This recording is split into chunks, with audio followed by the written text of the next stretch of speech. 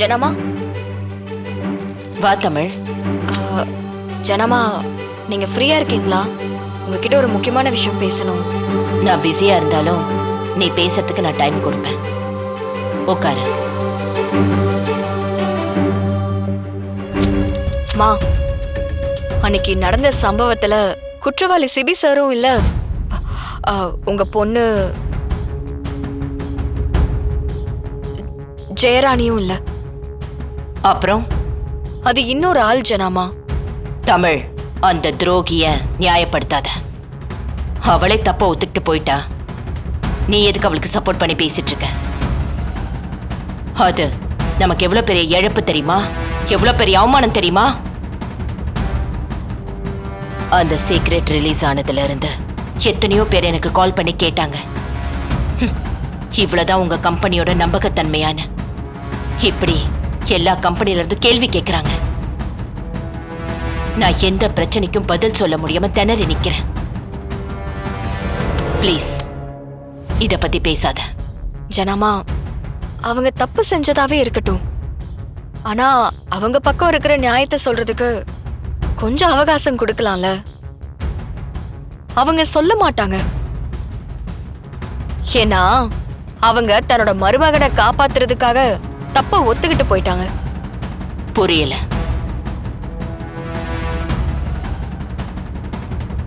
நீங்களே பாருங்க.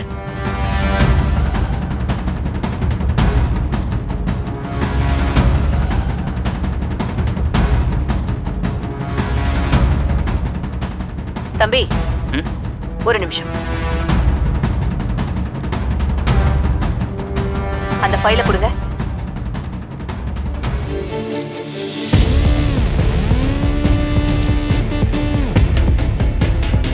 என்னது இது? மேடம், அது இவ்வளவு பெரிய ஃபைலுக்கு நடுவுல ஒரு வெத்து பத்திரத்தை வச்சு அதுலயும் சேர்த்து கையெழுத்து வாங்கிருக்கீங்க. என்ன பழக்கம் இது? மேடம் தெரியல மேடம், எனக்கு தெரியாம வந்திருக்கு மேடம். தெரியாம எப்படிங்க வரும்? என்ன ஏதாவது ஃபோர்ஜரி பண்ண பிளான் பண்றீங்களா? சச்சா, அதெல்லாம் இல்ல மேடம்.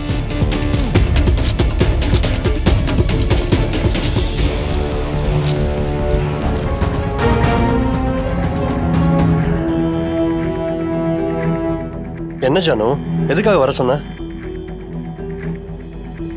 தமிழ், நீ ஏதாவது பிரச்சனை பண்ணியா?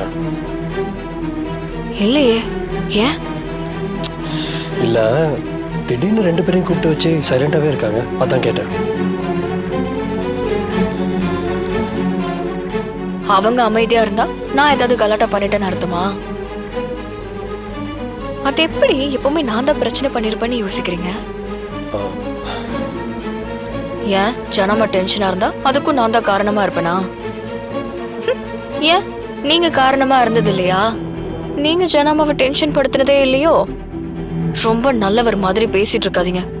ஏதோ 2-3 மாசம் ஆபீஸ்க்கு வந்துட்டு வேலையை பார்த்துட்டு இருக்கீங்க. நீங்க ரொம்ப நல்லவரு, நான் ரொம்ப பிரச்சனை பண்றேன், அப்படித்தானே?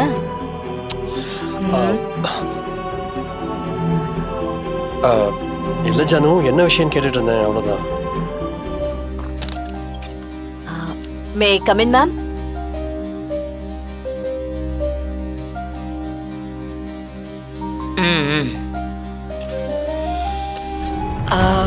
ஜனமா, இப்போ நீங்க என்ன முடிவு எடுத்திருக்கீங்க?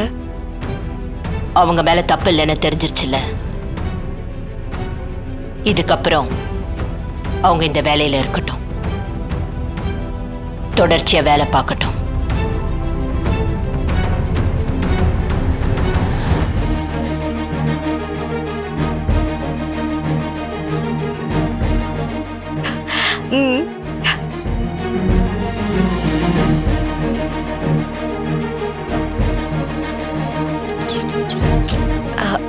ஜனமா, அந்த ராஜ நான் போலீஸ்ல புடிச்சு கொடுத்திருக்கேன், கம்ப்ளைண்டும் கொடுத்தாச்சு. இனி அவ எந்த கம்பெனிலையும் வேலை பார்க்க முடியாது ஜனமா.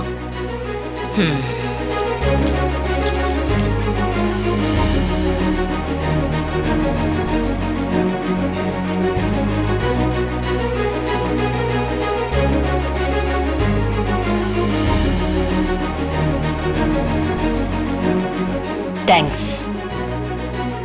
சிபி, ஜானு, அவன் மேல தப்பே இல்லைன்னு ஏதேதோ சொல்லி அந்த தமிழ் ஜனாமாவை நம்ப வச்சுட்டா. வேற ஒருத்தங்க மேல பழிய போட்டு அவளை இந்த கம்பெனிக்குள்ள மறுபடியும் கொண்டு வந்துட்டா. இனி என்ன பண்ணுவ? அவ்வளவுதான். நாம எவ்வளவு ட்ரை பண்ணாலும் நம்மள தோக்கடிச்சிட்டு அவ பாட்டுக்கு மேல போய்கிட்டே இருக்கா. நம்மளால ஒண்ணுமே பண்ண முடியலம்மா. ரொம்ப அசிங்கமா இருக்கு மீனா. விடுனே, அவ இன்னைக்கு வரட்டும். நான் அவ்வளவு சொல்லியும் திரும்பவும் அவளை வேலைக்கு சேர்த்திருக்கானா அவளுக்கு எவ்வளவு நெஞ்செழுத்தம் இருக்கும். இன்னைக்கு வரட்டும், ஒரு முடிவு கட்டுறேன். நீ என்ன சொன்னாலும் அத்தைதான் நல்லா தலையாடுறாங்களே, அவங்கள அந்த அளவுக்கு நீ மாத்தி வச்சிருக்க. இல்லத்த, அப்படிலாம் எதுவும் இல்ல. நீங்க தப்பா நினைச்சிட்டு இருக்கீங்க. நான் கரெக்டா தான் நினைச்சிட்டு இருக்கேன். அவ இந்த கம்பெனில வேலை செய்யறதுல எனக்கு விருப்பம் இல்ல. ஆனா அத்தை முடிவு எடுத்துட்டாங்களேன்னு பொறுத்துட்டு இருந்தேன். இந்த பிரச்சனை நடந்ததுக்கு அப்புறமும் உன்னை கூப்பிட்டு அவ இந்த வேலைக்கு திரும்பவும் வரவே கூடாதுன்னு நான் வார்ன் பண்ணியிருந்தேன். அதையும் மீறி நீ அவளை கூட்டிட்டு வந்திருக்கேன்னா உனக்கு எவ்வளவு திமிர் இருக்கணும். அத்தை, அவங்க தப்பு பண்ணாங்கன்னு ஒதுக்கி வச்சாங்க. அவங்க தப்பு பண்ணலன்னு தெரிஞ்சதுக்கு அப்புறம் அவங்கள சேர்த்துக்கிட்டாங்க. இதுல நான் ஒண்ணுமே பண்ணல அத்தை. நீதானே இந்த இனிஷியேட்டிவ் பண்ணியிருக்க. உன் இஷ்டத்துக்கு என்ன பண்ணணுமோ பண்ணிட்ட. இப்போ நான் பண்றேன். நீ இனிமே ஆபீஸ்க்கு போக கூடாது.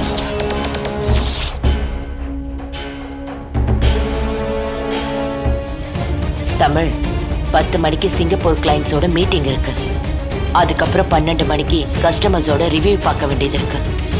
இன்னைக்கு ஃபுல் டே ஒர்க் ஷெட்யூல் பண்ணி வச்சிருக்கேன். நீ வீட்டில் உட்காந்து வீட்டு வேலை இருக்குன்னு சொல்லிட்டு இருக்க.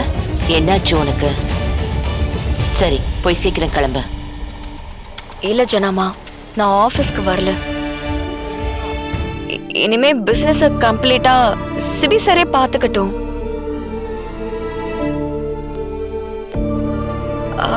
நான் குடும்பத்தை கவனிச்சுக்கிறேன். எனக்கு இனி ஆபீஸ் எல்லாம் வேண்டாம் ஜனாமா. ஓ, மேடம் தனியா இந்த முடிவு எடுத்திருக்கீங்க? ரொம்ப யோசிச்சு எடுத்திருக்கீங்களோ?